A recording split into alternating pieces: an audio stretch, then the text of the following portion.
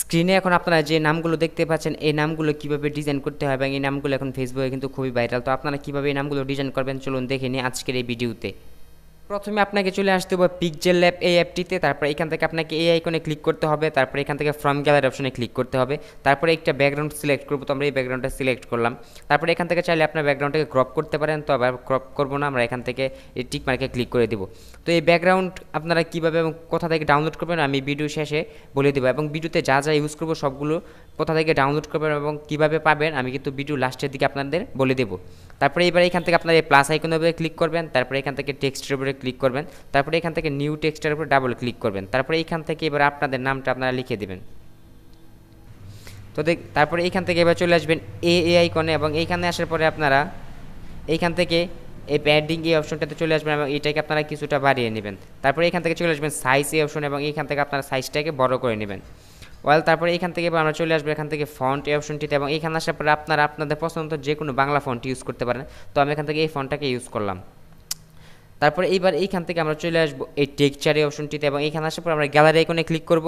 তারপরে এইখান থেকে আমরা একটি টেক্সচার অ্যাড করব। তারপরে এখান থেকে এই টিক মার্কে ক্লিক করে দেব।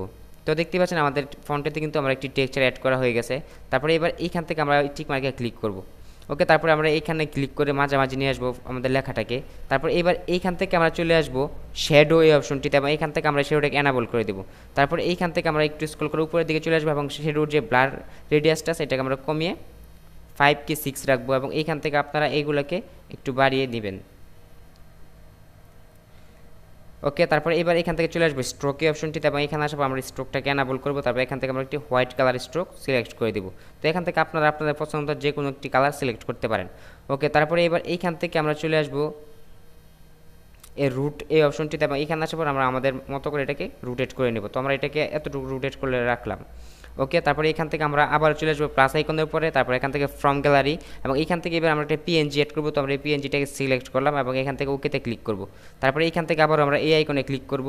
দেন এইখান থেকে আমরা চলে আসবো রিলেটিভ সাইজ, এবং এইটাকে আপনারা 100% করে দিবেন। তো দেখতে পাচ্ছেন আমরা দুইটাকে 100% করে দিলাম। তারপরে এইখান থেকে আপনারা এই আইকনে ক্লিক করে এটাকে আপনারা পজিশন মতো বসিয়ে নেবেন। তো দেখতেই পাচ্ছেন আমাদের কাজ কিন্তু কমপ্লিট। এবার এইখান থেকে আমরা জাস্ট সেভ আইকনে ক্লিক করবো, এবং এখান থেকে সেভ এস ইমেজ, তারপরে এখান থেকে আলট্রা সিলেক্ট করে আমরা সেভ টু গ্যালারি অপশনে ক্লিক করে এটা গ্যালারিতে সেভ করে নেব।